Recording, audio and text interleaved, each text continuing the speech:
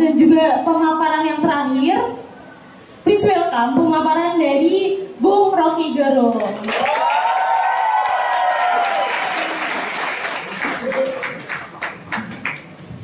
Tadi berita terakhir, coba saya baca dulu. Berita terakhir, Hasto dukung caleg PDIP labrak Rocky Gerung.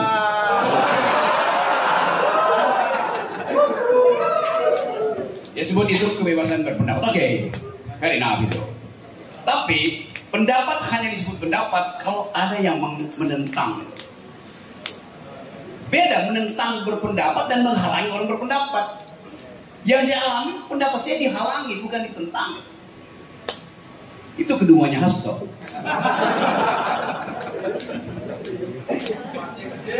Oke, saya baca itu berita.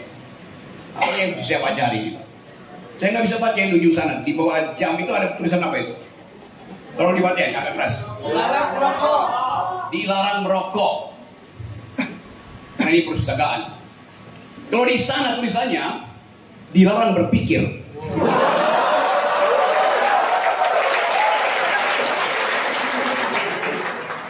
Karena itu saya dihalangi untuk berpikir. Berpikir hanya disebut berpikir. Kalau bisa diucapkan. Gak mungkin pikiran saya itu tidak saya ucapkan. Dan saya ucapkan dengan cara tajam. Saya berhak bebas memilih pilihan kalimat. Maka saya sebut bajingan tolol. Dan itu dibenarkan oleh dosen saudara. Ya. Pak Ridho Al-Hamid. Kenapa begitu? Kenapa dibenarkan? Karena saya melakukan public outcry. Marah terhadap keadaan. Orang yang merasa disolimi, dia mesti berteriak sekeras-kerasnya. Cari asbab unusulnya supaya saya nanti quote di pengadilan. Jadi hak saya untuk marah pada presiden. Presiden tidak boleh berbalik memarahi saya. Karena secara moral saya ada di atas presiden. Secara moral saya di atas presiden. Saya punya kedaulatan rakyat. Presiden tidak punya kedaulatan. Human dignity, martabat manusia, di dalam status dia sebagai insan. Martabat warga negara dalam status dia sebagai warga negara. Dan itu melekat seumur hidup saya sebagai warga negara. Saya punya hak atas martabat dan saya punya hak atas kedaulatan. Presiden punya kedaulatan? Tidak ada. Saya tidak pernah menyerahkan kedaulatan pada presiden. Yang saya serahkan adalah hak politik saya. Demikian juga DPR. Tiba-tiba DPR klaim kami memegang kedaulatan rakyat. Dari mana kita kasih? Kedaulatan rakyat itu identitas terakhir dari warga negara, kedaulatan rakyat, kedaulatan dia sebagai rakyat. Kalau diserahkan, habis dia sebagai rakyat. Jadi kedaulatan rakyat tidak boleh diserahkan. Yang boleh diserahkan adalah kepentingan politik. Karena itu yang relatif adalah kepentingan politik, yang absolut adalah kedaulatan rakyat. Itu hal utama yang mesti kita kenali. Jadi presiden setiap 5 tahun dia dibatalkan, maka gak mungkin dia punya kedaulatan. Saya seumur hidup saya sebagai warga negara punya kedaulatan. Presiden setiap 5 tahun dibatalkan martabatnya, karena itu dia gak boleh punya martabat. Dia punya martabat manusia yang melekat pada dirinya seumur hidupnya. Ini nggak ada martabat presiden, nggak ada kedaulatan presiden. Jadi dungunya di situ. Tadi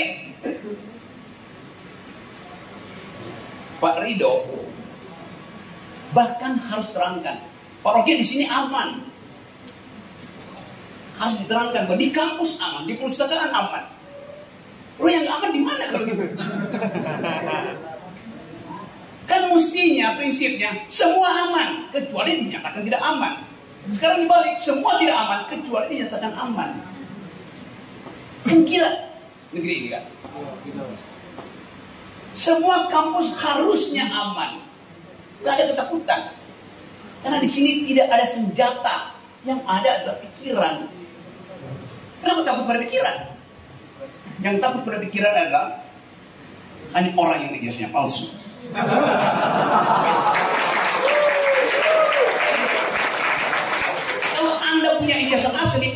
ingin bertengkar, anak-anak mau buktikan saya punya ijazah hasil pikiran. Pikiran hanya disebut pikiran kalau ada pertengkaran pikiran. Yang mau bertengkar pasti kamu punya pikiran. Simple logic.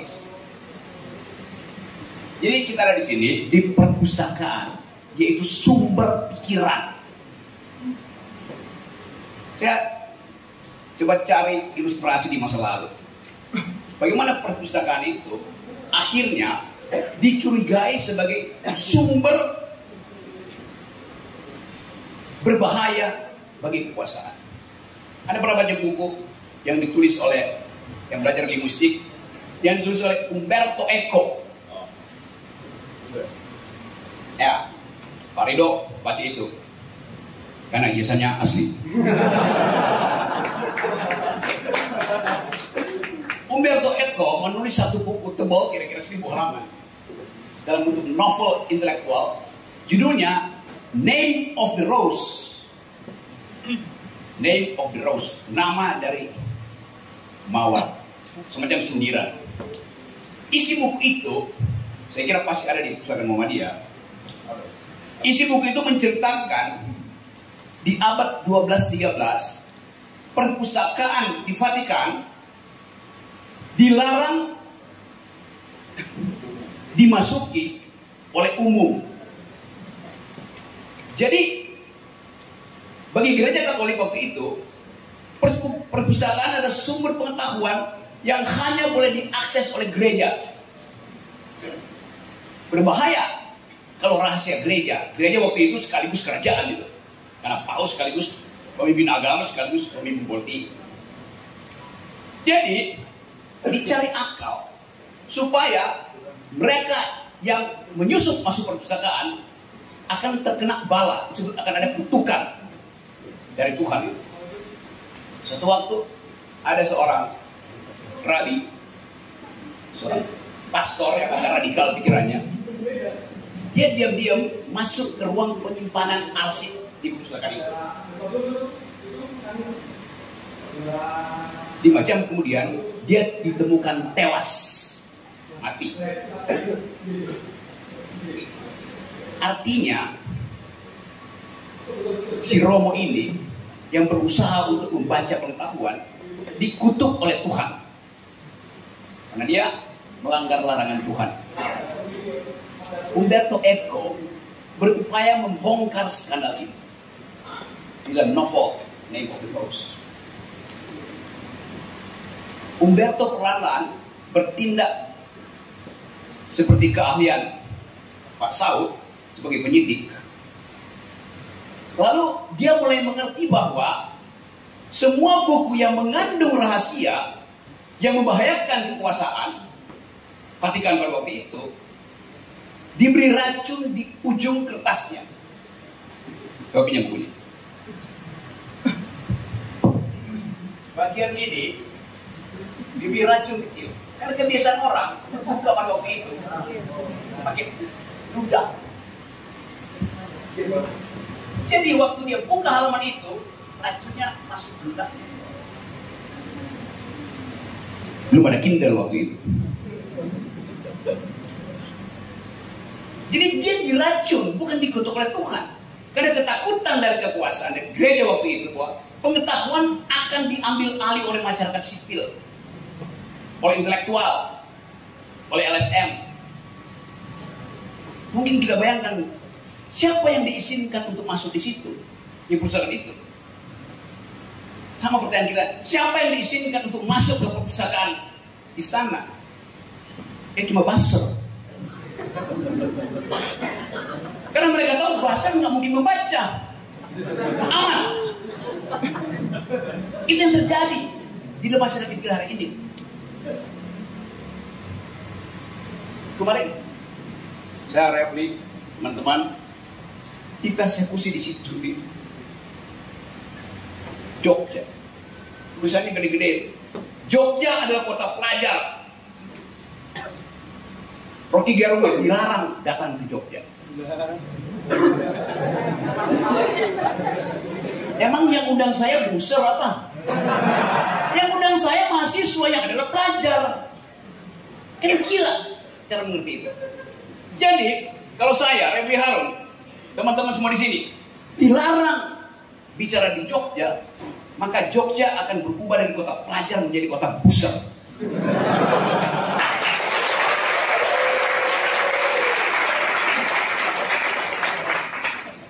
Dan negeri ini, Jogja ini, diniatkan dari awal untuk jadi kota yang berpikir oleh Brother Ahmad Dahlan.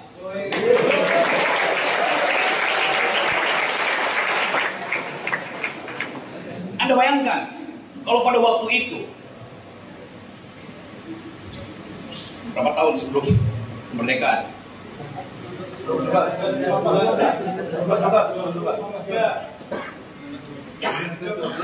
37 tahun sebelum kemerdekaan, 33 tahun sebelum kemerdekaan, Brother Ahmad Dahlan mau jadi buzzer Belanda, maka Anda semua di sini hidup dari amplop ke amplop. Tapi Ahmad Dahlan memutuskan, saya nggak menjadi buzzer Belanda, saya mau berinvestasi di dalam pendidikan, dalam pengetahuan. Itu yang menyebabkan sampai sekarang ada 180 perguruan tinggi Muhammadiyah.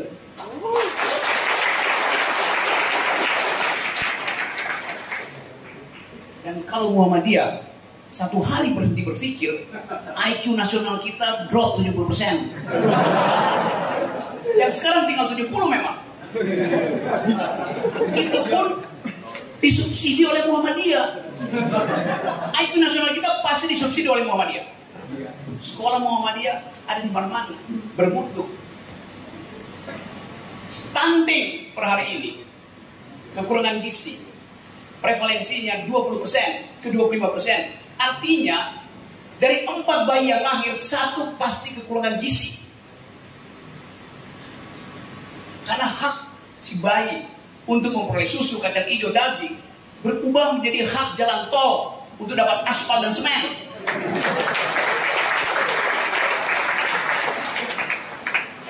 Rejim ini doyan memperpanjang jalan tol, memperpendek jalan pikiran. Itu yang terjadi. Jadi Anda bayangkan, stunting mau diandalkan oleh Pak Jokowi untuk jadi bonus demografi. Bagaimana mungkin? Kalau ada survei hari ini, mak-mak pengantin baru yang lagi hamil, tanya, lembaga survei Muhammadiyah tanya, ibu senang gak hamil? Oh, saya senang sekali. Akan ada generasi baru tumbuh dari rahim saya. Tapi coba tanya pada si bayi. Kasih info dulu. Bayi, kalau kamu lahir, 1 dari 4 bayi sahabat kamu kena stunting. Dia bilang, oke, gak apa-apa, saya ambil risiko. Kata si bayi. Bisikin lagi pada si bayi, di atas statistik. Bayi, kamu tahu nggak? Kata Sri Mulyani, kalau kamu lahir, kamu udah terbebani hutang Jokowi 50 juta rupiah. Itu Sri Mulyani bilang, setiap bayi yang lahir tahun ini terbebani hutang 50 juta rupiah per bayi. APBN kita dibebani kewajiban membayar hutang 500 triliun per tahun. Itu hutangnya doang, bunga hutang maksud saya, belum hutang pokoknya. Setelah Anda sebutkan itu pada si bayi, 2 data itu hanya pada si bayi, Anda mau lahir apa enggak? Dia bilang, kembalikan saya pada rahim ibu. Dia nggak mau lahir karena dia tahu bahwa nggak ada gunanya dia lahir kalau mesti bayar utang rejim hari ini dan harus mengalami kekurangan gizi. Bayi yang lahir dengan gizi yang kurang, otaknya akan menyusut 25% di dalam formative years-nya dan umur 3-11 tahun. Dia nggak mungkin berkompetisi dengan bayi Singapura, Filipina, Vietnam, Thailand. Jadi kalau Anda dengar Jokowi bilang bonus demografi, itu adalah omong yang kosongnya sangat besar. Faktanya nggak mungkin. Anda mau kompetisi apa di 2045 kalau investasi itu dipakai untuk jalan tol, bukan untuk jalan pikiran? Itu poinnya tuh. Kompetisi di masa depan adalah kompetisi ide. Dan itu yang diajarkan oleh Brother Ahmad Dahlan.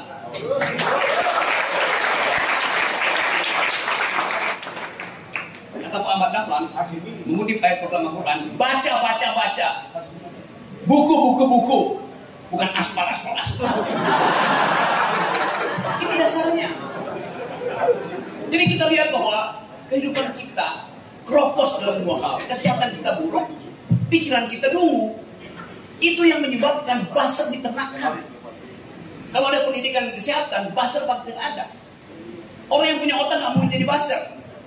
Orang yang hidup berkecukupan gak mau jadi buzzer. 150 rupiah dibagi 3 jadi buzzer. Hanya buat bikin spanduk yang sudah dibuatin untuk menghalangi saya ngomong, Refli harus ngomong. Gila. Jadi kita ingat bahwa sistem pendidikan kita yang ingin kita ucapkan hari ini harus berbasis pada ide pertama dari Kiai Haji Ahmad Dahlan, yaitu berpikir. Dan itu kemudian versi lain dibuat oleh Ki Hajar Dewantoro, Ingarso Sungkulodo, Imadia Mangunkarso, Tukuri Handayani. Itu yang bilang adalah Ki Hajar Dewantoro. Tapi Ki Mukidi ubah prinsip itu. Ingarso sung korupsi, Imadia Mangun dinasti, Tukuri cawe-cawe.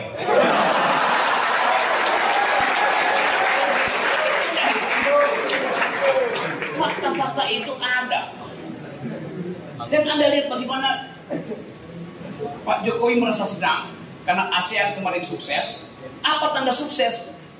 Kutip keterangan Wakil Presiden Amerika Serikat Kamala Harris. Kamala Harris bilang begini, terima kasih Pak Presiden, kami senang ikuti KTT karena makanannya enak, karena pestanya keren. Bahkan Kamala Harris bilang begini, belum pernah ada KTT sebagus Indonesia, tuan rumah. Apa? Lebih dari Hollywood. Ujian kah itu atau makian? Dia nyindir pada kita. Pada saat yang sama, ketika pesta ala Hollywood itu ada di Senayan, di Batam, sebuah kampung yang tumbuh dari tahun 1834 digusur oleh negara supaya ada investasi pabrik kaca dari Cina. Sekolah digusur, anak-anak berteriak-teriak, mak-mak pingsan, hanya untuk mengundang modal asing dari Cina. Jadi problem kita adalah apa yang disebut arah pembangunan.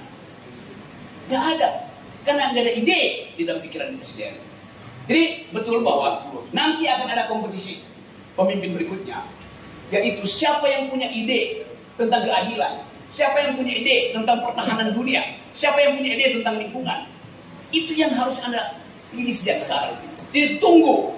Saya ingin, jangan Anda pastikan sekarang. Tunggu ketika ada perdebatan presiden itu di forum-forum akademis. Kemudian semua media undang Anies, undang Prabowo, undang Ganjar. Kita mau lihat siapa yang otaknya berisi, siapa yang... Supaya kita jangan memilih orang yang ada di baliho tok. Balihonya besar, iya, tapi bisa otaknya kecil. Uji di sini. Jadi sekali lagi teman-teman, habis waktu saya 2 menit lagi. Jadi pastikan bahwa di sini tempat kita menapis kebohongan, kedunguan para caleg, para capres. Mereka yang lolos dari Muhammadiyah, dia kita izinkan untuk memimpin Indonesia. Assalamualaikum warahmatullahi wabarakatuh.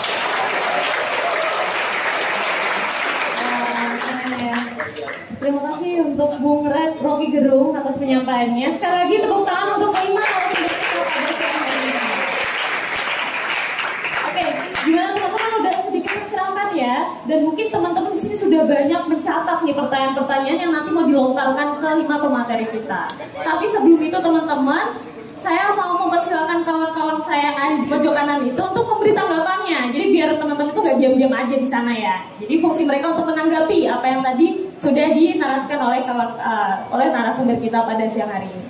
Oke, yang pertama langsung saja kepada saudara Iqbal Khalidin, dipersilakan.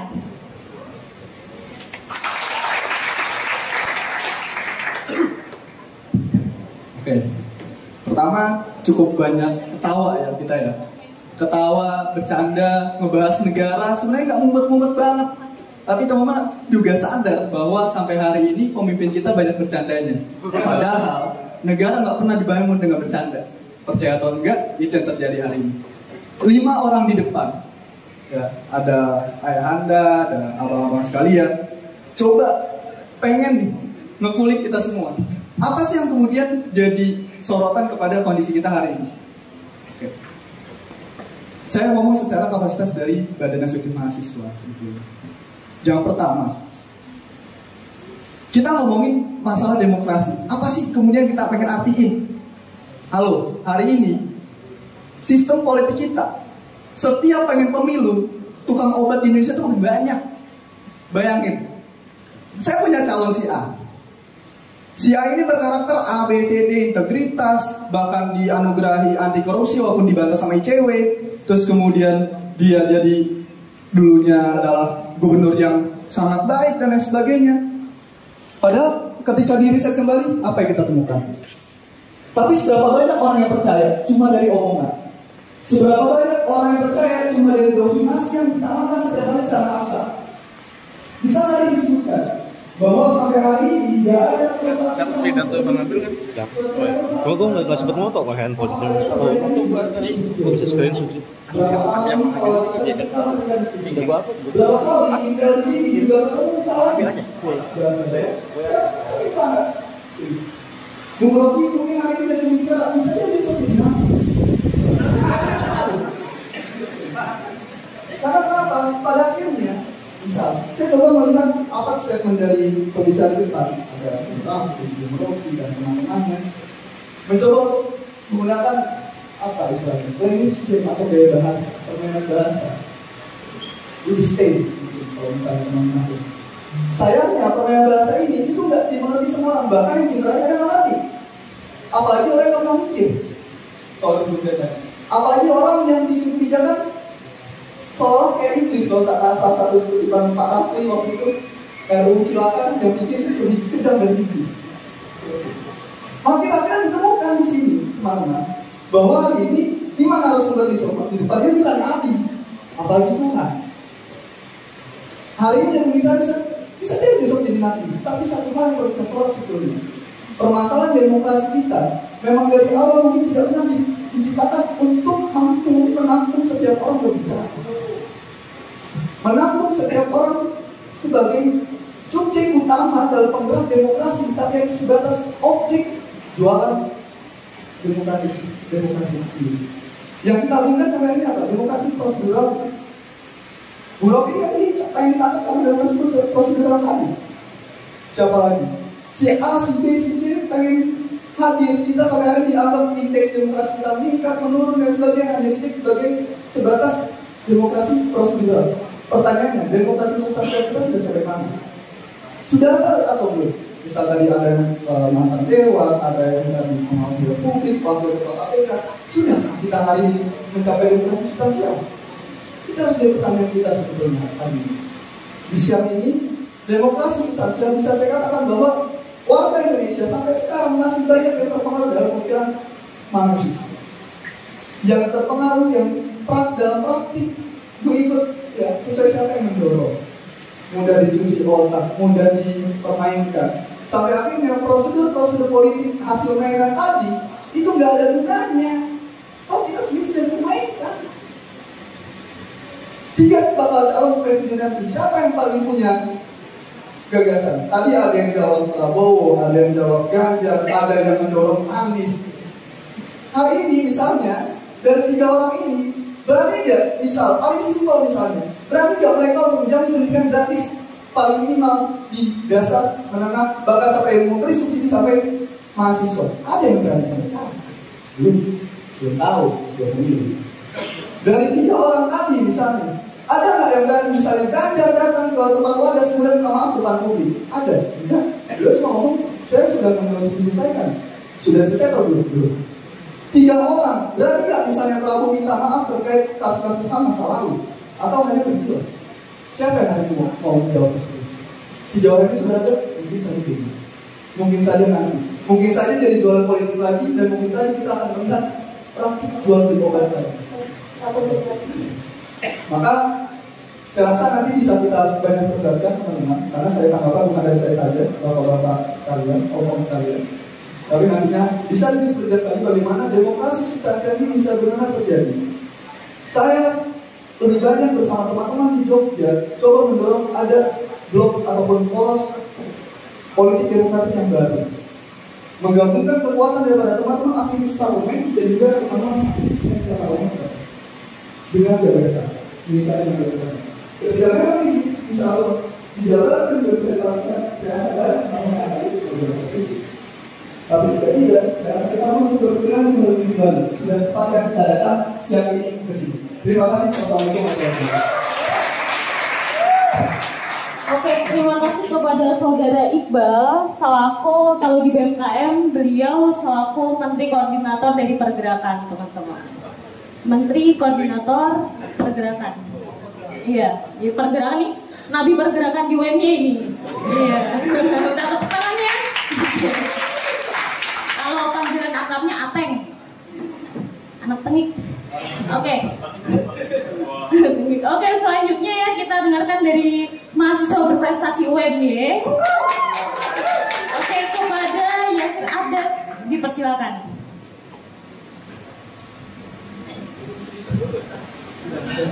Assalamualaikum warahmatullahi wabarakatuh. No Rocky, no party. Semangat ya? Semangat. Tepuk tangan lah buat Bung Rocky dan bapak-bapak yang di depan.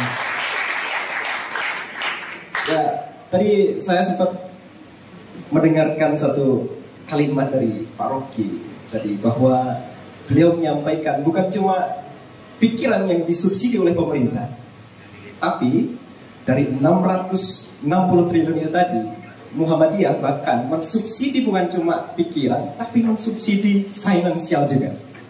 Weh, kenapa seperti itu? Mohon izin Pak Habil. Ya, saya tahu Muhammadiyah, pemerintah masih berhutang pada Muhammadiyah soal COVID. Dan masih belum lunas. Nggak tahu akan dilunasi atau enggak. Dan tidak menuntut.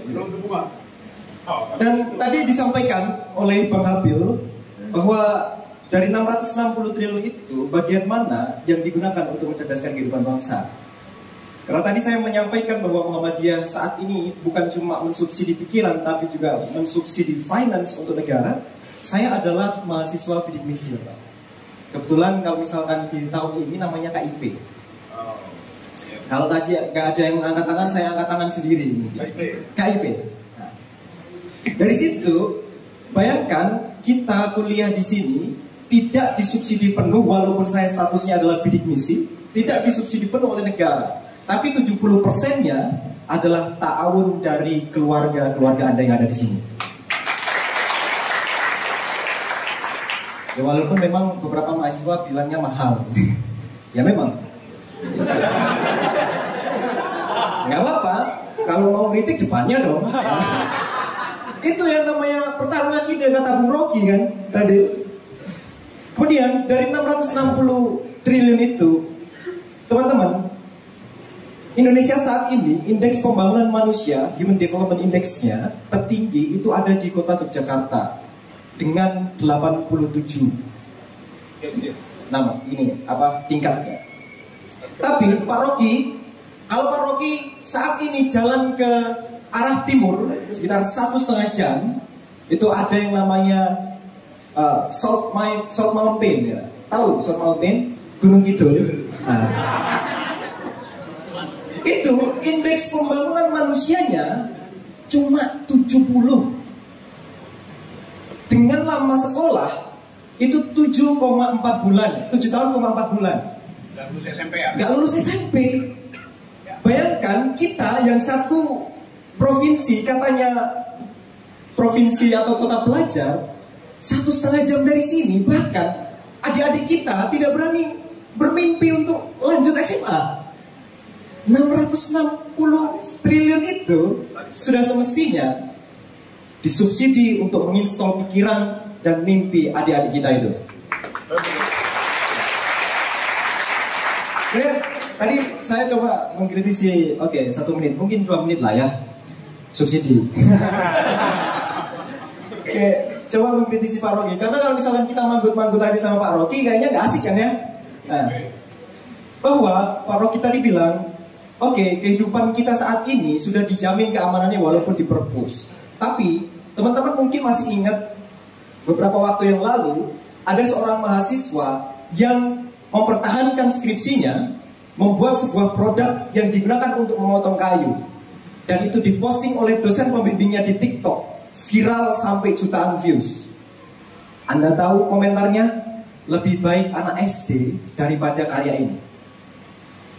Bayangkan, demokrasi substansial yang kita maksud dan kita harapkan saat ini itu adalah bagaimana kita mendemokratisasi ide, tapi itu tidak bisa teman-teman sampaikan. Bahkan sekelas mahasiswa-mahasiswa saat ini sebagai orang intelektual, komentarnya bukan pada karya dia yang nanti bagaimana torsinya, bagaimana dia membuat, bagaimana ini efektivitas yang digunakan, tapi bilangnya adalah ini kok nggak layak untuk anak anak S1 gitu. Tanpa ada karya yang dari dia bilang itu tadi. Boleh dia komentar, tapi tidak ada critical appraisal di situ. Demokrasi substansial yang mana? Sehingga saya coba mengkritisi Pak Rocky bahwa dengan kondisi seperti ini, kok rasa-rasanya tidak kompatibel dengan cita-cita demokrasi substansial yang kita harapkan, dengan ada solidaritas, ada saling suportif, kemudian pertukaran ide dan gagasan. Tapi itu dibatalkan oleh teman-teman kita sendiri. Dan pertanyaan yang terpenting adalah instrumen dan aktor seperti apa yang pantas menjadi tonggak perubahan bagi demokrasi substansial kita. Oke, tepuk tangan lagi teman-teman untuk kedua penanggap kita pada hari ini. Selanjutnya mungkin saya persilakan untuk abang-abang dan juga ayahanda ketika mau menanggapi. Kalau memang nggak ada yang mau ditanggapi lagi nggak apa-apa. Ada yang mau ditanggapi? Oke. Silakan. Kalau kita ini benar ngelola uang, kamu tuh nggak ada yang bayar sekolah dan masuk rumah sakit, satu orang pun nggak ada. Kamu pikir yang 349 triliun itu kecil itu?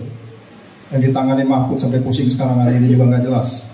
Sampai bentuk tim juga nggak jelas pertanggung jawabannya. Nggak jelas maksudnya sampai hari ini, besok juga mungkin ada. Tapi maksud saya adalah, kalau lu mengelola uang dengan benar di Republik ini, kau bayangkan nggak? Ada surat, kita baca, di dalam kontainer itu dibilangnya kunci Inggris. Saya buka kontainer itu sendiri, with my own eyes. Dalamnya 7 buah sepeda motor BMW 1200 cc. Apa terus kau bilang hari ini mereka sudah berubah? Dengan kepemimpinan yang seperti ini, kau mikir mereka berubah? Kamu jawab sendiri. Itu makanya saya bilang kita serius menentukan siapa pemimpin ke depan. Ini mau berulang nggak yang begini nih? Kita kan berharap kamu sekolah gratis kan? Dengan begini mengelola, jangan-jangan kamu hanya tadi disubsidi, kemudian kita senang, kita nggak mandiri, ya kan?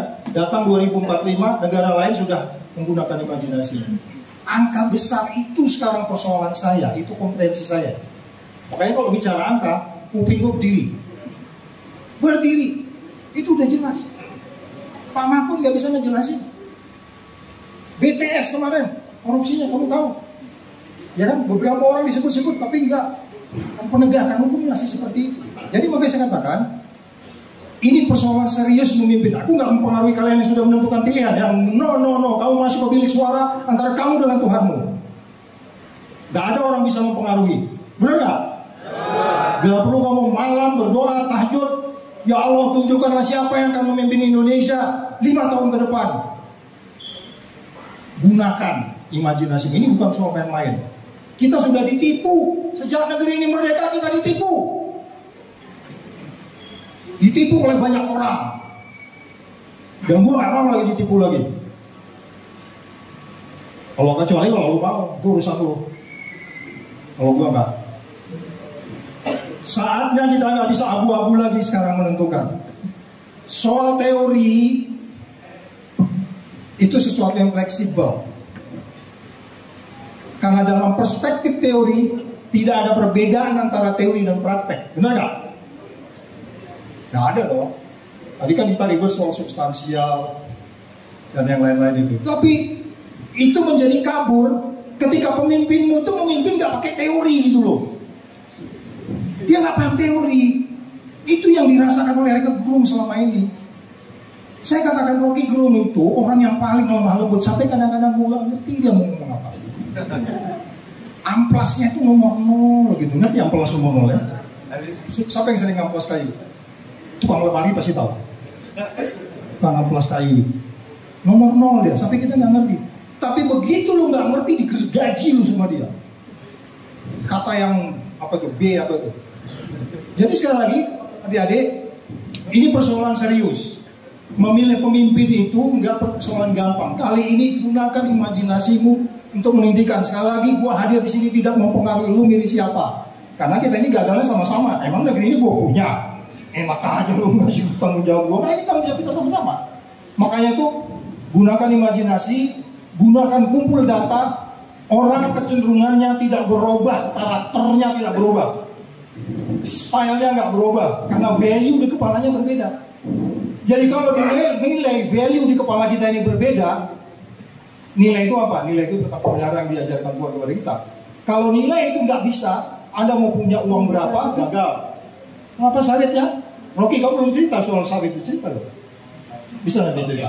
Nanti dia cerita. Karena dia agak dia alami, aku enggak. Aku cukup dulu ini dulu, lanjut. Atau Saya. Oke, siap. Terima kasih. 3 menit ya? Ya, 2 menit aja. Oke, siap. Begini, tadi kita bicara demokrasi, ya. Saya ingin menyampaikan bahwa negara ini dibangun bukan berdasarkan demokrasi. Indonesia di dalam konstitusinya, itu disusun oleh 3 orang Muhammadiyah, yaitu Kiai Haji Mas Mansur, Kiai Bagus Hadi Kusumo, dan Kiai Haji Kasman Simodimojo. Ini anggota PPUPI. Di dalam Undang-Undang Dasar 45 tidak ada konstruksi partai politik, tidak ada konstruksi demokrasi. Jadi demokrasi atau konstruksi sistem yang di Indonesia saat itu adalah berdasarkan musyawarah mufakat. Musyawarah mufakat itu adalah tidak pernah ditemukan dalam teks demokrasi manapun di dunia ini. Ya, kesalahan kita adalah mencoba reformasi Indonesia memasuk pada demokrasi liberal, kita hancur pada hari ini. Yang kedua, mengenai anggaran pendidikan, 660 triliun. 660 triliun ini termasuk KIP di dalamnya. Ada lagi namanya ketahanan pangan, 104 triliun. Ada lagi namanya adalah jaminan sosial, 406 triliun. Saya ingin mengatakan, di dalam konstruksi maupun common platform ekonomi kita adalah di sana ada dua krusial yang paling harus dicermati. Yang pertama, angka kemiskinan 5,6%, angka pengangguran 7,5%. Saya bertanya, apakah pengangguran dan kemiskinan sama-sama miskin ini? Sama kan? Pengangguran dan kemiskinan berarti totalnya adalah kita mengalami kemiskinan adalah 34%, 30%. 7,4 sampai 7,5 berarti 13%, totalnya adalah 34%. 33% ini apakah mereka sudah menikmati? Tidak. Oleh karena itu adalah harus memilih presiden, memilih pemimpin yang bisa mengaktualisasikan, merealisasikan janji-janji proklamasi. Apa janji proklamasi? Dan ini bukan demokrasi ya. Yang satu, menjaga seluruh tumpah darah Indonesia. Ini janji proklamasi. Yang kedua adalah memajukan kesejahteraan umum. Dan yang ketiga adalah mencerdaskan kehidupan bangsa. Sampai hari ini belum ada satupun presiden ya yang mungkin zamannya Pak Harto bisa melalui bangunan. Tapi kalau kita dari 3 calon presiden sekarang ini, kalau kita sandingkan, jangan bandingkan, sandingkan siapa dari 3 calon presiden ini yang bisa merealisasikan dan mengalihkan anggaran 1.200 triliun menjadi modal kerja, modal usaha untuk mahasiswa yang lulus dari perguruan tinggi menjadi pengusaha. Siapa? Menurut saya adalah hanya Anies Baswedan. Terima kasih. Terima kasih banyak atas jawabannya, Pak. Mungkin ada yang mau menanggapi kembali atau atau langsung dibuka atau minta jawab? Oke, untuk merespon ini. Sekaligus mengantisipasi pertanyaan berikut. Bisa. Oke ya. Soal substansial development. Kamu jurusan apa? Saya HI. HI, hubungan internasional. Oke. Coba kita lihat doktrin di dalam hubungan internasional hari ini. Kalau kita belajar teori hubungan internasional, yang ada di kepala kita adalah buku Hans Morgenthau, right? Judulnya adalah, saya hafal, Politics Among Nations. Saya lebih paham dari dia. Doktrin dari Hans Morgenthau adalah namanya Politics Among Nations. Itu namanya versi realis di dalam teori hubungan internasional. Dalam bahasa Latin, doktrinnya namanya Si vis pacem para bellum. Jika Anda ingin damai, bersiaplah untuk perang. Itu doktrin dari Hans Morgenthau. Setiap anak HI itu harus baca itu dari dasar. Tetapi doktrin itu berhenti ketika ada krisis iklim hari ini. Hans Morgenthau ditinggalkan bahkan oleh Amerika sendiri, yang menganggap bahwa itu artinya pertahanan demi pertahanan, dan bangsa di dunia akan saling memangsa karena ada soal krisis lingkungan yang belum pernah dideteksi oleh Hans Morgenthau di awal teori itu dibuat kira-kira tahun 40-an. Jadi ada paradigm shift, ada perubahan paradigma di dalam teori hubungan internasional. Perubahan yang paling bermutu, paling signifikan terjadi bulan Januari tahun lalu, tahun ini. Di Davos. Davos itu tempat politisi internasional dari G7, negara-negara maju, bertemu dengan CEO dunia, yaitu pemimpin perusahaan-perusahaan besar, termasuk Elon Musk di situ. Dan mereka merumuskan bahwa kedamaian dan keadilan tidak bisa lagi dicapai melalui kompetisi senjata dan kompetisi ekonomi. Dengan kata lain, doktrin akumulasi harus dihentikan. Pindah pada doktrin distribusi. Dari individual rights pergi pada keadilan sosial. Jadi di dunia bahkan ide tentang keadilan sosial sudah diucapkan oleh justru para kapitalis. Di Davos, satu kota di ketinggian 4.000-5.000 di Swiss. Jadi doktrinnya berubah. Sementara Indonesia nggak mengubah doktrin. Kita terangkan sedikit problem ini. Satu waktu saya ada di Bandar Banyuwangi. Seorang petani sawit dari Sumatera, dia tahan saya kalau saya mau ngomong. Kenapa? Saya harus bawa pulang satu dari dua anak saya yang lagi sekolah di Jember. Dan saya bingung yang mana. Kenapa Pak? Karena tadi malam saya bertengkar dengan istri saya. Harga sawit yang dijanjikan Jokowi stabil, mungkin di harga 2.000, pada waktu itu jatuh 900 rupiah. Bapak itu bilang begini, saya percaya pada Pak Jokowi karena saya bikin perencanaan. Harga sawit kira-kira 5 tahun akan 2.000, berarti saya bisa sekolahin 2 anak saya. Tiba-tiba harga sawit jatuh. Dia marah dong. Loh ini bagaimana nggak ada jaminan dari negara? Karena negara ini negara kesejahteraan, bukan negara liberal. Kalau negara liberal silahkan market solution. Tapi pemerintah akan bilang, Anda petani sawit tidak pernah baca tentang volatilitas harga komoditas. Untuk apa sih petani itu mengetahui teori volatilitas? Dia cuma pegang janji Jokowi, harga komoditi akan stabil. Itu namanya penghinaan terhadap rakyat. Di Eropa, kalau tomat naik 0,0 sekian euro, Perdana Menteri jatuh. Ini BBM udah naik 30%. Santai aja tuh. Gak ada rasa malu untuk menerangkan. Jokowi bilang lagi itu harga internasional. Yang kita subsidi kan tetap tuh. Tetapi yang naik itu adalah harga-harga yang market global. Pada saat yang sama Pertalite-nya dihilangkan. Ada cari Pertalite di mana-mana? Nggak ada. Dalam upaya untuk deal dengan global market policy, itu penghinaan terhadap prinsip tadi yang terangkan oleh kawan kita itu. Negara ini tidak didesain untuk sistem kapitalistik. Ada 3 pemain ekonomi di kita. 1 korporasi, 2 adalah BUMN, 3 adalah korporasi. Korporasi memang didesain untuk market ekonomi, untuk akumulasi. BUMN didesain untuk memenuhi kebutuhan rakyat. Sekarang Anda masuk jalan tol, Anda bayar. Lo BUMN itu mesti siapin jalan tol untuk rakyat, nggak boleh bayar kalau kita bayar pajak.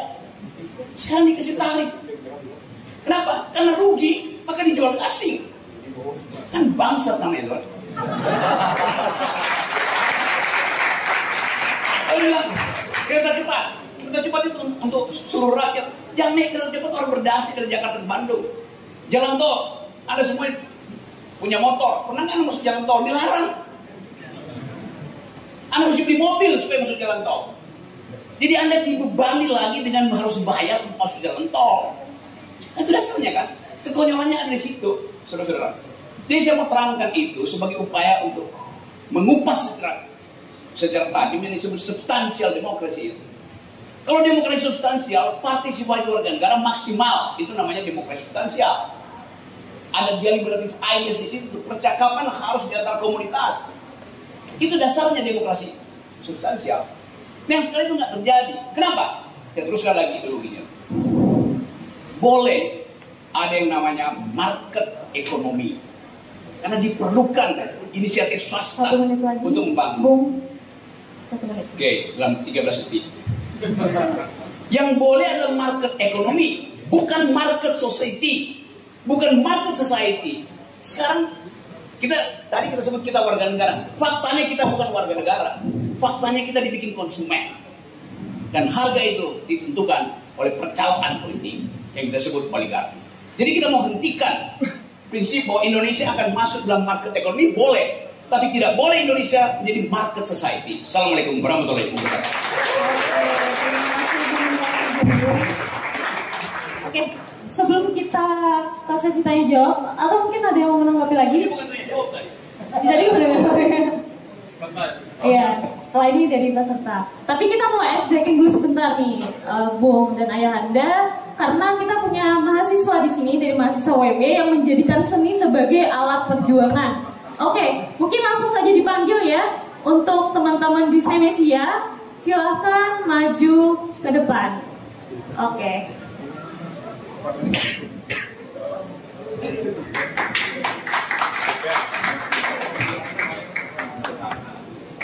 Cek.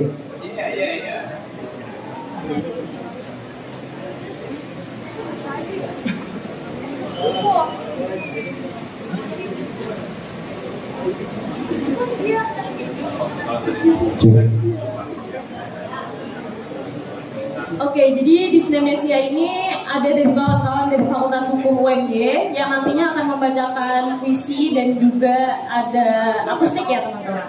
Silakan dinikmati. Baik, assalamualaikum warahmatullahi wabarakatuh. Saya terlalu keras mendengar kata-kata di awal hidup mahasiswa. Tapi disayangkan keadilan yang tidak hidup di dalam pribadi mahasiswa, sehingga banyak hal terjadi hari ini. Oke, karena hari itu kita perlu menarasikan itu. Kami dari Disnemesia IMM FHWB memberikan sebuah narasi Nelangsa Nusantara. Saksikan narasi penjajahan, sebab tenggelam dalam emosi, bersatu merajut toleransi. Indonesia melaju, Indonesia maju. Nelangsa Nusantara, Aceh dengan sejarah gelap, Papua dengan krisis keadilan, Jawa dengan penindasan, Kalimantan dengan eksploitasi. Kami Nelangsa Nusantara, tanpa alasan, tanpa kasihan, demi sebuah kekuasaan kami dikerahkan.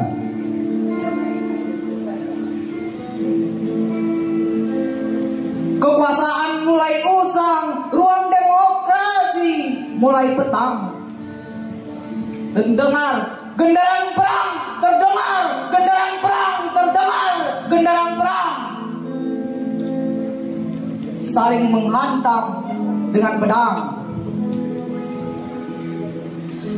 Rakyat tumbang, pemimpin berang. Musuh pun senang. Suara rakyat menjadi pelita yang menyala. Bukankah demokrasi seharusnya menciptakan kesejahteraan? Dalam dialog dan kebijakan yang berbicara, di mana keadilan yang diharapkan? Oi pemerintah, kemana arah negara ini? Kemana arah demokrasi ini? Apakah ini hanya sebatas puisi teman-teman? Atau hanya strategi mencari simpati? Hei kau yang menyebut ini demokrasi. Apa ini demokrasi? Oh, bukan demokrasi.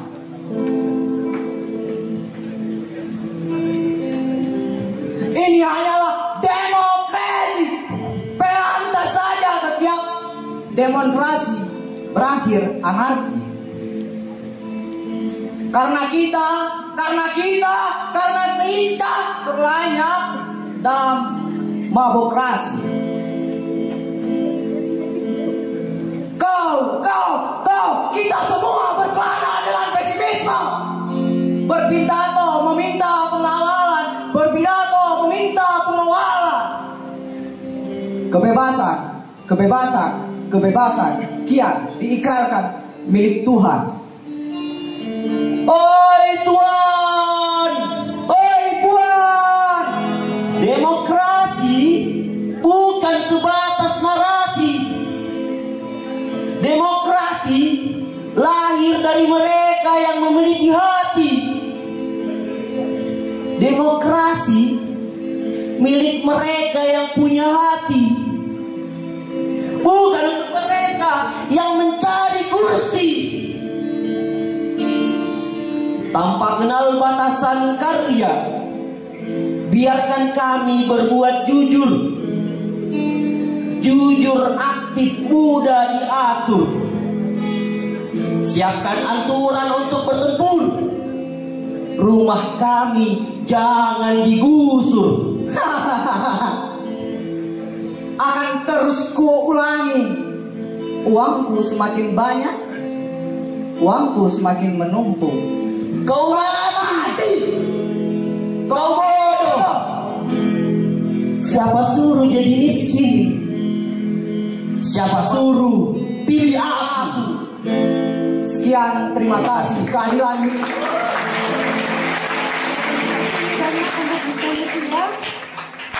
Oke, langsung aja ya teman-teman.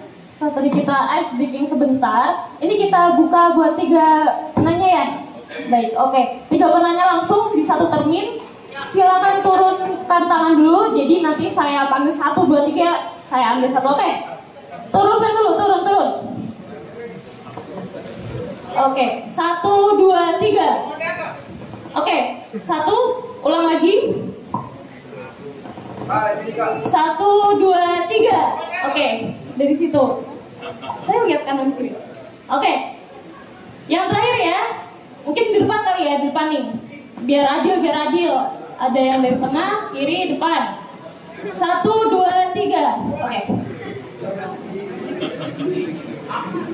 Oke, nanti teman-teman bisa menyebutkan nama, fakultas, angkatan, dan juga dari kampus mana. Setelah itu pertanyaan untuk siapa, gitu ya.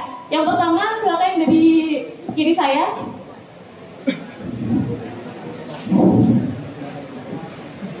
Cek. Baik, bismillahirrahmanirrahim. Assalamualaikum warahmatullahi wabarakatuh. Sebelumnya perkenalkan, saya Apriansa dari Universitas Amikom Yogyakarta yang berada jauh di ujung Sleman sana. Sebelumnya saya ingin mengucapkan terima kasih terlebih dahulu kepada rekan-rekan dari BMKM UMY telah menyediakan wadah buat kami untuk ikut berdiskusi. Karena tentu dengan kejadian yang kemarin di dekat kampus kami Bung Rocky dan teman-teman dipersekusi oleh yang lain. Tentu dengan hal itu membuat kami jauh dari ujung sana untuk ke sini demi keamanan, dan alhamdulillah perpustakaan UMY menjamin keamanan itu bersama teman-teman BMKM. Terima kasih. Baik, langsung saja pertanyaan saya ke Bang Rocky Gerung dan Bang Saud Situmorang. Tadi membahas masalah capres, 3 capres. Saya teringat dengan kata Bung Rocky, pertanyaan Bung Rocky pada itu di ILC dengan komisioner KPU. Ketika itu Bung Rocky menanyakan 2 bakal capres. Siapa kira-kira dari 2 bakal capres itu yang akan memalukan bangsa ini? Nah, saat ini saya ingin kembalikan pertanyaan itu. Dari 3 bakal capres itu, kira-kira siapa yang memungkinkan menghancurkan demokrasi kita dan memalukan bangsa ini? Terima kasih. Demikian pertanyaan dari saya. Saya akhiri. Billahi bistabil haq. Assalamualaikum warahmatullahi wabarakatuh. Waalaikumsalam warahmatullahi wabarakatuh. Oke, terima kasih. Selanjutnya penanya kedua dari tengah tadi. Silakan sebutkan nama, asal, fakultas, dan juga kampusnya.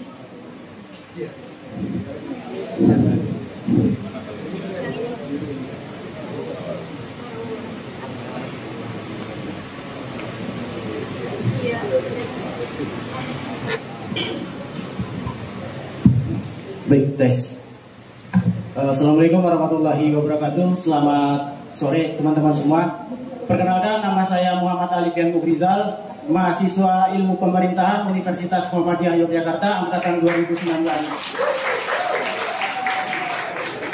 Baik, sebelumnya seperti yang kita lihat bahwasannya merosotnya demokrasi saat ini tentu harus ada upaya untuk membenahi ataupun untuk selamatkan demokrasi agar terus berada pada fungsinya. Nah, seperti yang saya teringat yang Bung Rocky pernah katakan bahwasannya jika ingin menyelamatkan bangsa Indonesia maka gugurkan elitnya, bahkan bunuh elitnya.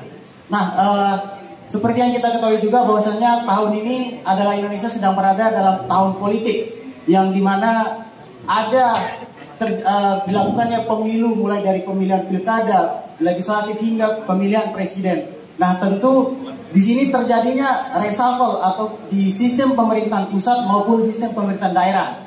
Dan ini adalah sebagai langkah awal bagi bangsa Indonesia untuk bisa membawa arah gerak Indonesia selama 5 bahkan 10 tahun ke depan. Nah, pertanyaan dari saya untuk Bung Rocky, upaya ataupun strategi apa sih yang bisa dilakukan untuk bisa mengembalikan demokrasi itu pada fungsinya?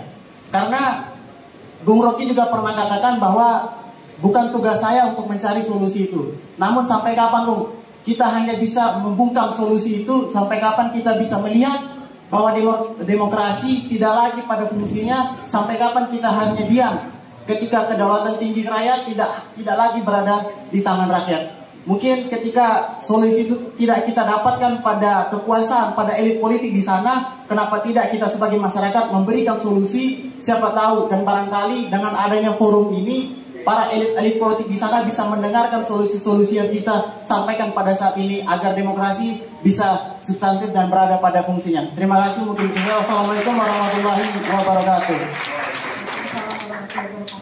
Oke, langsung aja penanya ketiga kita. Silakan. Minta tolong mic-nya.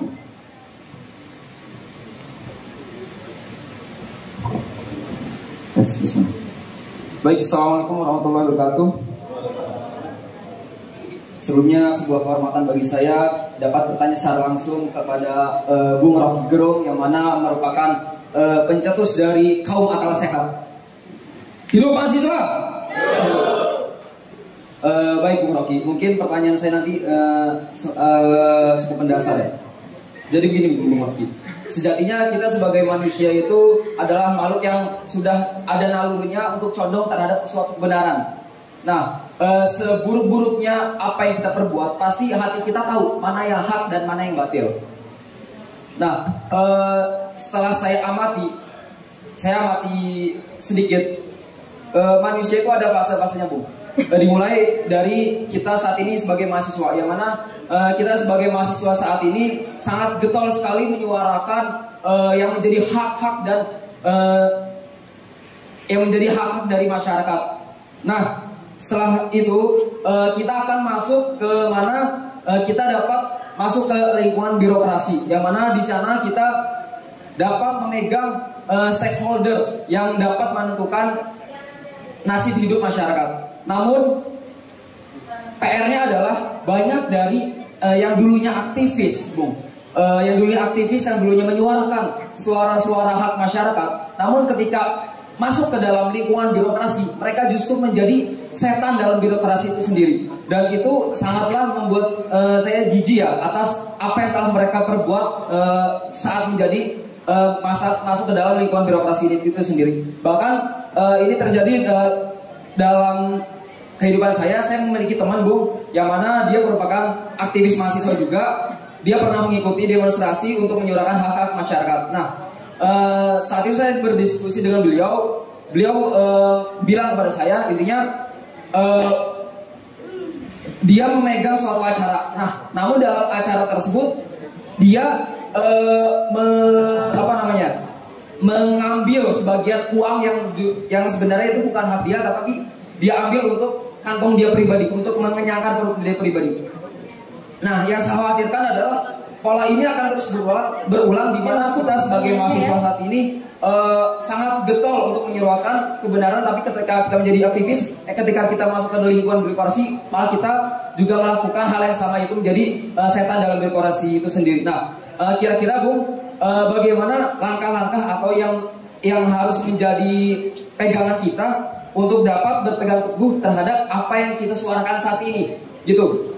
Jadi harapannya kita tidak hanya semangat menyuarakan kebenaran untuk saat ini doang, tapi di esok hari kita juga menyuarakan apa yang kita suarakan seperti saat ini. Mungkin segitu saja. Terima kasih, Bung Rocky. Wassalamualaikum warahmatullahi wabarakatuh. Waalaikumsalam warahmatullahi wabarakatuh. Tadi dengan siapa ya? Muhammad Ridwan. Ridwan. Iya. Oke, mungkin langsung saja saya persilakan untuk dijawab. Oke.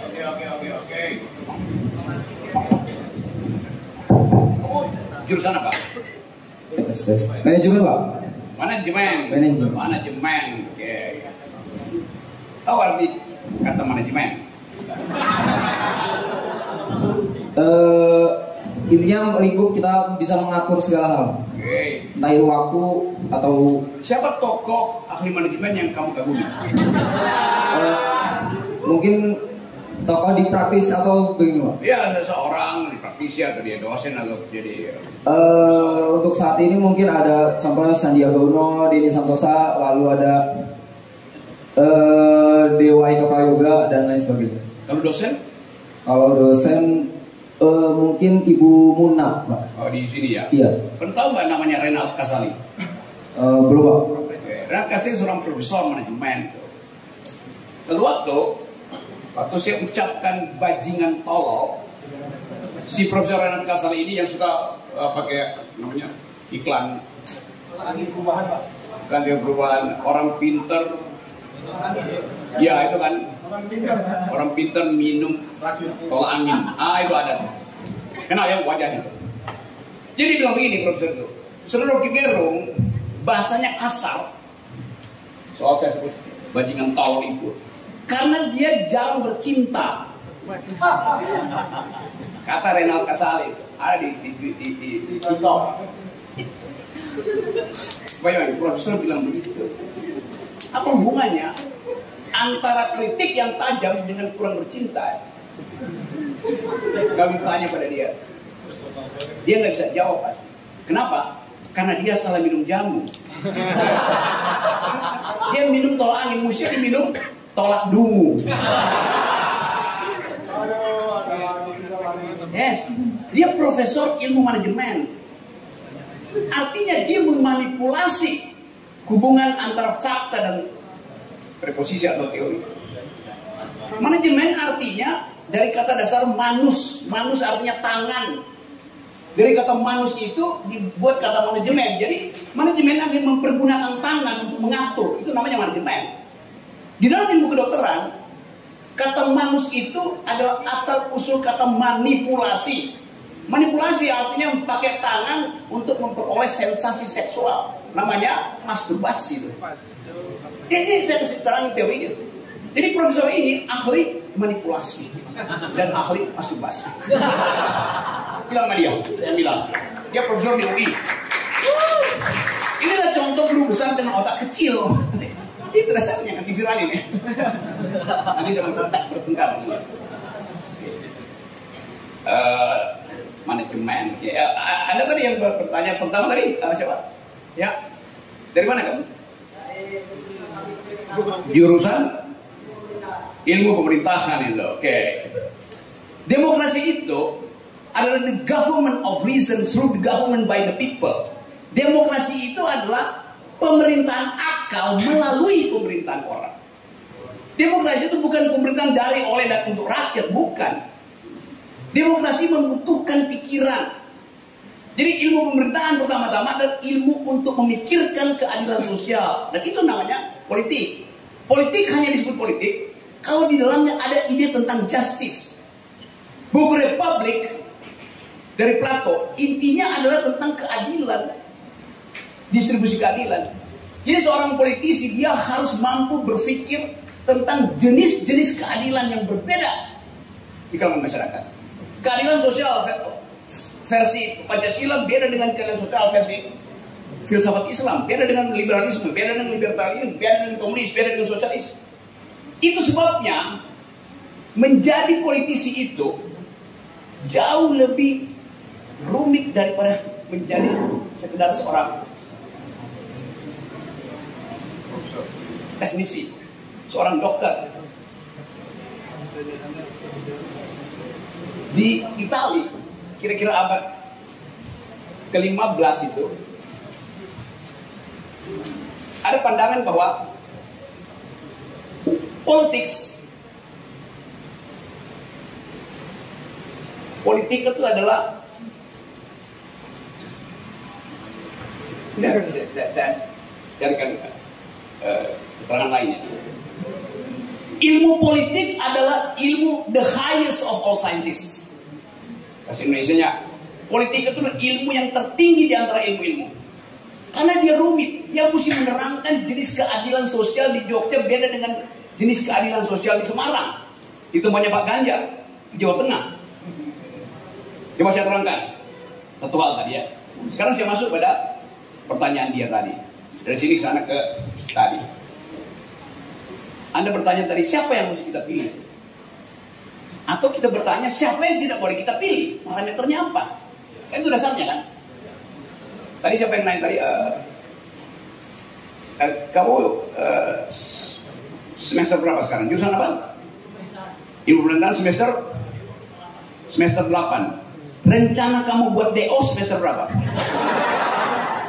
Coba jawab. Iya, nggak ada rencana DO. Lihat, coba kita lihat. Bagaimana orang berpikir normal? Kenapa nggak ada rencana untuk DO misalnya? Kalau Anda udah tahu semua hal, kenapa nggak DO aja? Kan yang penting Anda punya pengetahuan. Ada orang yang nggak mau DO, tapi membeli ijazah palsu. Lebih baik DO tanpa ijazah. Katakan bahwa saya sudah punya pengetahuan, saya mau DO. Tapi urusan saudara. Coba kita uji cara kita menyeleksi pemimpin. Tadi disebut siapa ya? Oke, saya ambil contoh siapa tadi yang pro Pak Ganjar? Ganjar. Oke. Sekarang kalau saya tanya misalnya, ini forum intelektual. Kalau ada Pak Ganjar di sini, terus ada panel di sini. Pak Ganjar, saya pro Anda. Kalau saya Ganjar, saya akan tanya apa dasarnya Anda pro saya? Syumi, bayangkan saya Ganjar Pranowo. Anda akan jawab apa? Basis Anda memilih siapa? Ini kalau Ganjar jujur ya, mungkin Pak Ganjar ya oke, terima kasih sudah dipilih. Tapi kalau dia pemimpin yang bermutu, dia akan tanya, kenapa Anda pilih saya? Tanya pada Anies, siapa yang pilih Anies?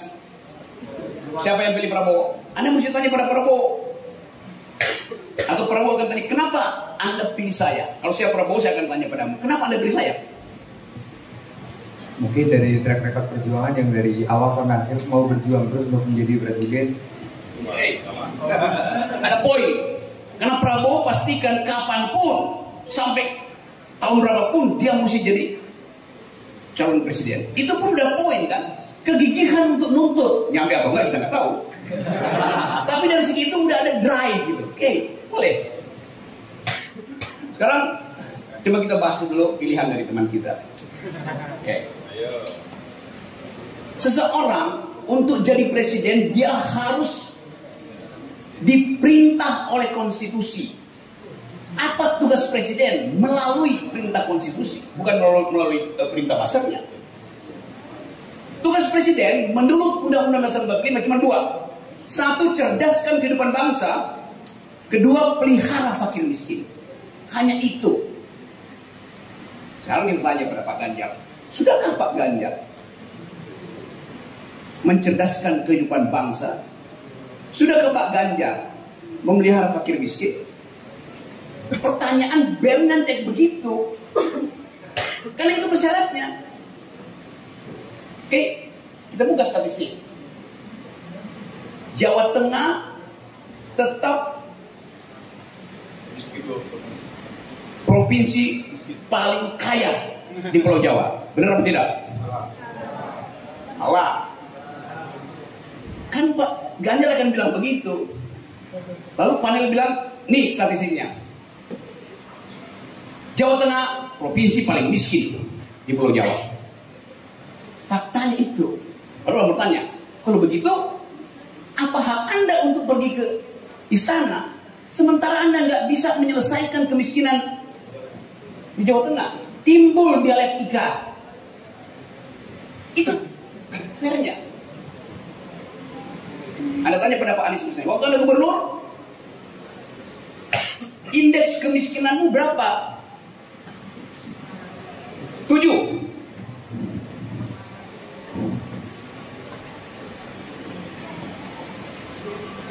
Buka statistik. Benar, 7. Indeks kemiskinan itu, rasio kemiskinan semakin tinggi semakin buruk kemiskinannya. Anies 7. Bagus apa enggak? Tanya dulu Ganjar berapa? Ganjar 9,8. Jadi Anies lebih baik waktu memimpin DKI dibandingin Ganjar memimpin Jawa Tengah. Fair enough. Gak ada dusta di situ tuh. Lalu panelis Ketua BEM tanya, kasih keterangan baru. Rasio kemiskinan nasional berapa? Ditanya pada Prabowo. Prabowo bilang 8. Ini ada Prabowo. Sekarang kita punya data. Anies dan Ganjar. Anies 7, Ganjar 9, rata-rata nasional 8. Artinya Anies mensubsidi Ganjar. That's the logic. Tanpa perasaan sentimen kita bilang datanya bicara begitu. DKI 7, Ganjar 9, nasional 8. Artinya DKI mensubsidi Jawa Tengah, Anies mensubsidi Ganjar. Logikanya begitu. Anda sentimen pada Ganjar? Bukan. Faktanya begitu. Dasarnya. Ini dalam soal kemiskinan. Dalam soal lain mungkin Ganjar bagus, tapi jarang. Karena kita lihat tadi diterangkan. Ini baru soal kemiskinan. Nanti pendukung Ganjar bilang, Pak Rocky, fair dong. Itu cuma soal kemiskinan. Bagaimana soal pendidikan? Buka data, gampang. Sekolah di DKI rata-rata tadi indeks pembangunan manusia termasuk di dalamnya indeks sekolahnya tinggi. Tinggi. Saya nggak sebut angkanya supaya nggak ada yang protes. Jawa Tengah, kota Semarang yang adalah ibu kota Jawa Tengah, setiap tahun ada 40.000 anak gagal masuk SMA. Dasarnya apa? Biaya hidup. Ada yang protes? Datanya bilang begitu. Jadi Pak Ganjar gagal mencerdaskan kehidupan Jawa Tengah dan gagal memelihara orang miskin Jawa Tengah. Lalu apa hak Pak Ganjar untuk pergi ke RI 1? Itu pertanyaan BEM, bukan pertanyaan saya. Saya bayangin. Imajinasi BEM mesti bertanya begitu supaya tajam. Gak ada sentimen, bongkar segala macam. Akan ada yang protes? Jelas dong. DKI adalah ibu kota pasti kelas menengah tinggi. Ganjar kan provinsi. Fair enough. Kalau begitu kita uji lagi. Berarti pengalaman memimpin ibu kota lebih rumit daripada pengalaman memimpin provinsi. Saya mau terangkan cara menguji rasional. Pak Rocky berteman dengan Anies, ya memang dia teman saya. Tapi saya tetap kasih kritik tiap hari pada Anies. 2 hari lalu saya masih kasih kritik dia. Oke, 1 menit lagi, Bang. Ganjar, saya kenal. Tapi Ganjar tidak pernah menelpon saya. Justru bosnya Ganjar, Hasto, hari ini menyatakan bahwa saya layak dipersekusi. Karena itu kebebasan berpendapat. Loh, pendapat itu dilawan oleh pendapat, bukan dilawan oleh fisik. Kan tolol namanya. Oke.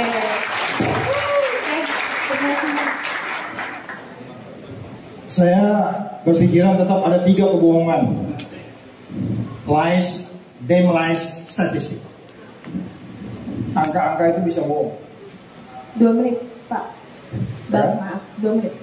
Ya kan, angka-angka itu bisa bohong.